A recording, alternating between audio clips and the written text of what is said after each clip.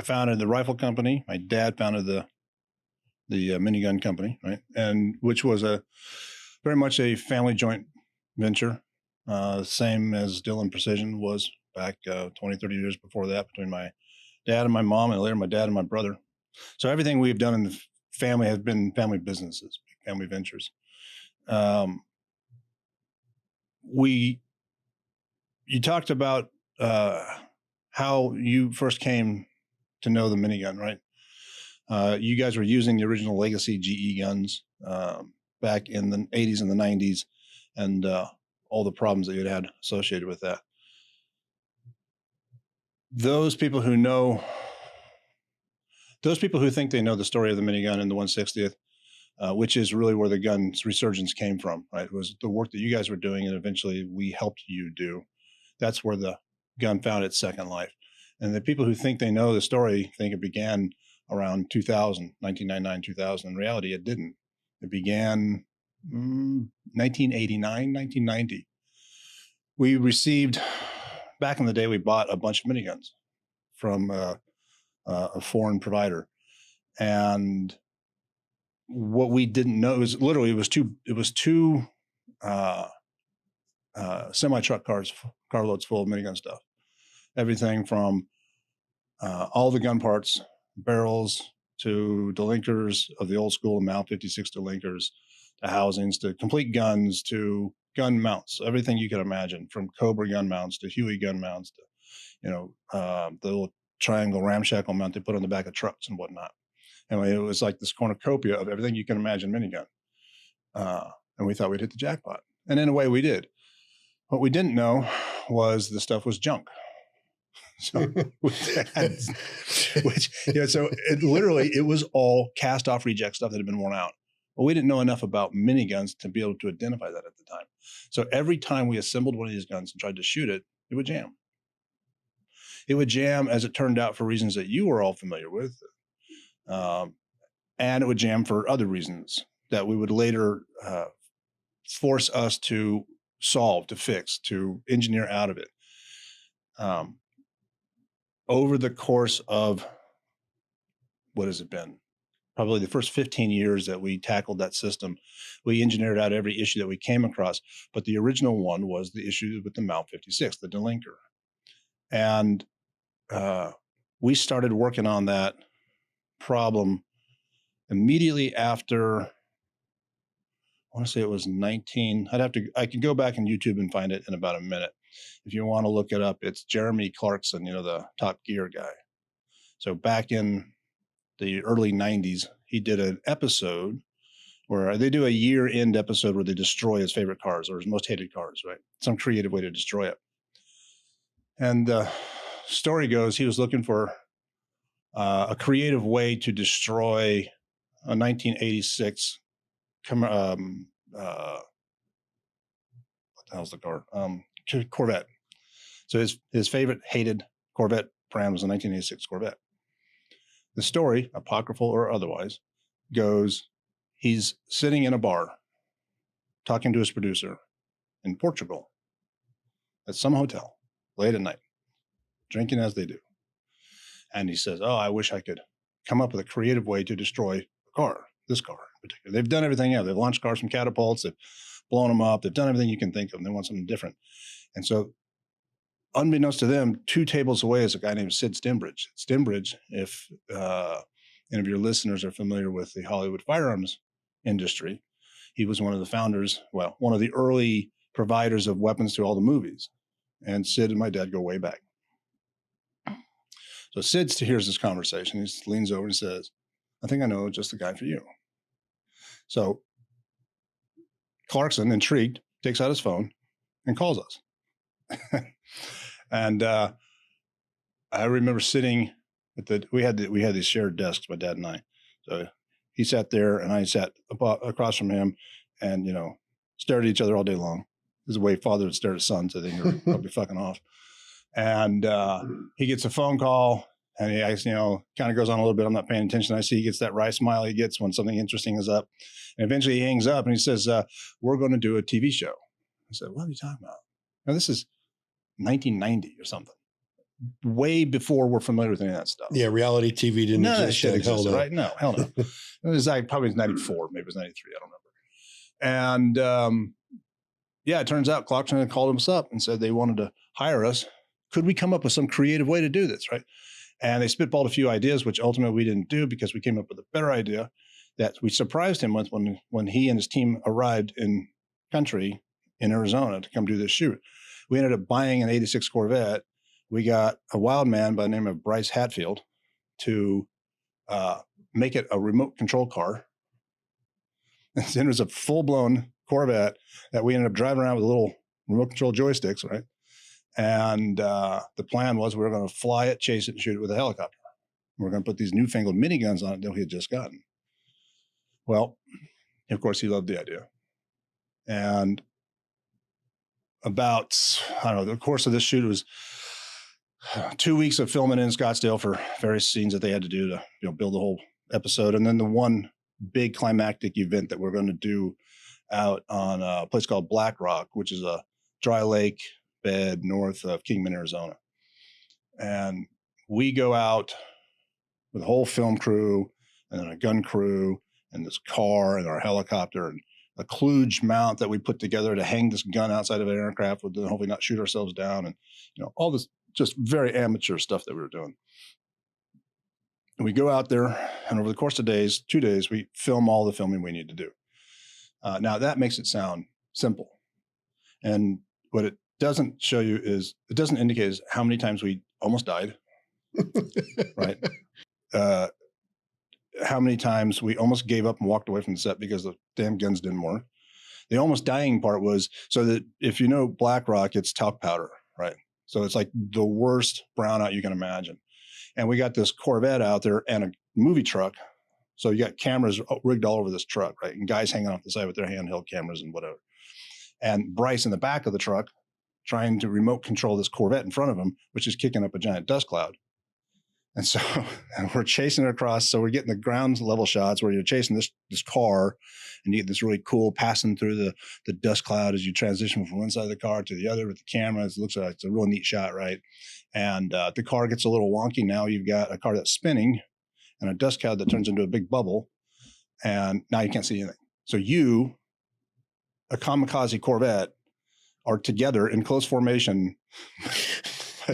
Trying to kill each other, but no sight, right? Lost sight. And it was, we did that several times. Anyway, long story short, the shoot goes on and we did a sequence where we thought it was going to be the penultimate shot where we take off. Clarkson's sitting in the right seat, so he's not flying, or the left seat, so he's not flying, but it makes it look like he's flying. And he looks like he squeezes the trigger to shoot it, right?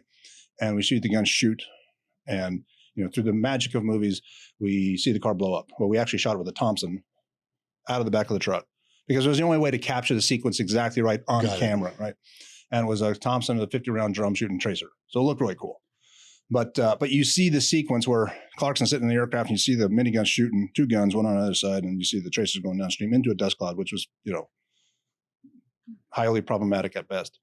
So how did that not have you come out of the back end and go, screw this? Well, because it was that night, right? So that night we fought to get that shot and we failed and we failed and we failed. And now we're out of light and the guns just kept jamming. They kept breaking. And we worked through the night,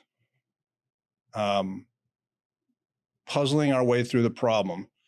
And by essentially an hour or two before sunup, because that's your next golden window, right? Golden opportunity.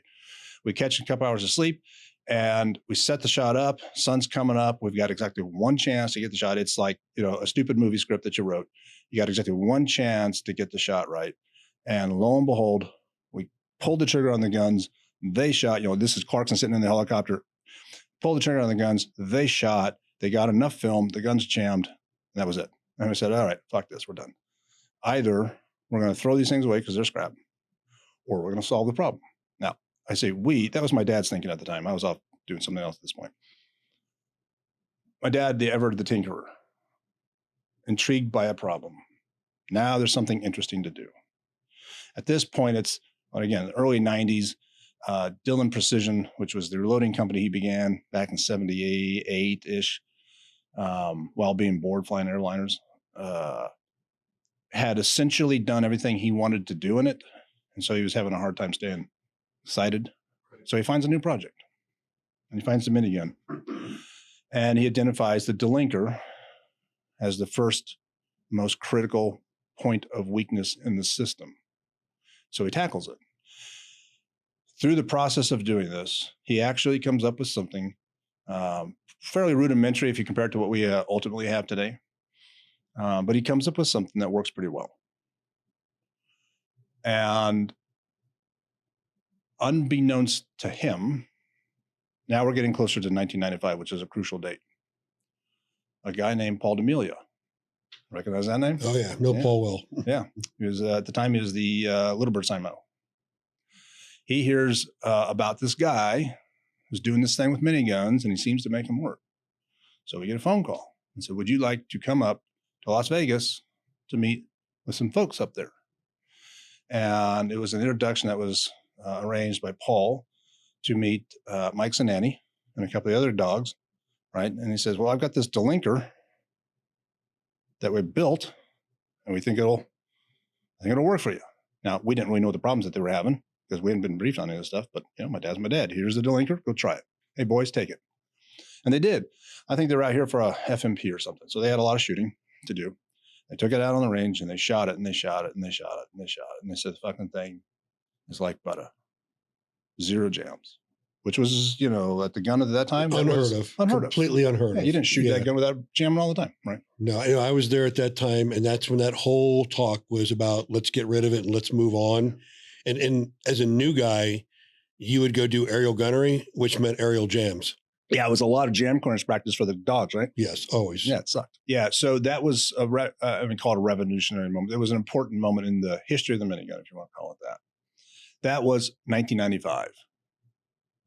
And it's interesting that at this point, 4 or 5 years have passed from when the project first started. There's a topic that I always like to talk about, especially a whiskey or two later. And it's the motivation to create and what it takes to actually bring something into existence that wasn't there before. We walk around SHOT Show, and there are literally thousands of companies here selling stuff that they make or reselling stuff that other people make, whatever their line of work is. It's all good stuff. But if you look at the number of companies, if you could sieve them out to the individual categories, the number of companies that resell or manufacture, but they manufacture an idea that's already out there, or they manufacture some original piece of equipment, or they manufacture an original piece of equipment that is the product of an original idea. You obviously know which column is going to be the shallowest. Right. The original idea, haven't done it. Most energy needs to be applied. Unfathomable amounts of energy and money and time and ultimately passion. In fact, it's the only way any of that stuff happens is because the root energy source is passion. It's desire to do something creative, to change a problem that you've become obsessed with, to whatever it is, right? But it's the passion, it's the drive to do it. You don't do it for money. My dad didn't do any of this stuff for money, ever. He was bored and he loved to make things. And so the first 5 years that resulted in the Delinker was 5 years of just direct passion and joy. Every day he would go to work. Well, he wasn't going to work. He was going to play. So now you go from 95 to 99, 2000, and someplace around 99, 2000, when we finally got our first contract for the Delinker. It was the DAFD 2000, Dillon Aero Feeder Delinker 2000. And, a side note, we call it a feeder Delinker. And I think we ended up calling it that way because we thought DADF sounded dumb. And only later did we realize every tech manual out there refers to it as a delinking feeder. Right? 180 out. Because it delinks and then it feeds. Right. No, it's a feeder Delinker. So it takes another 5 years, 45 years to actually get into the system, because that's just how fast the system moves, not very fast. And then, as you pointed out, so now we're established. Now there's a company. We make this Delinker. We've got several hundred of them in service. I remember literally the day we got the contract. My dad and I looked at each other and said, "Son of a bitch, now we're a government services provider. What do we do now? How do you do that?" Right. Because for that time, up to that point, we had just been selling stuff to people like ourselves, other shooters. It turns out selling to the government is very much like selling to the regular business. I mean, yes, there's DLA and there's the long form gray suited crowd that's harder to, well, actually it's harder to navigate. It's very systematic, but as you know, from being in PM shops, or knowing those guys, KOs and such, that at the end of the day, you're dealing with an individual, and behind that an individual are several an individuals, Right. who are like the key stakeholders, of the guys with the experience box, the guys who were the pilots or were the operators, and now they've moved up to acquisitions. It's always a few people who make the key decisions, and that's where you're building those relationships with. So by 1999, 2000, we were in the system, and we had very good relationships in the unit, in the 160th. And of course, 9/11 kicks off, right? And then overnight, everything changed.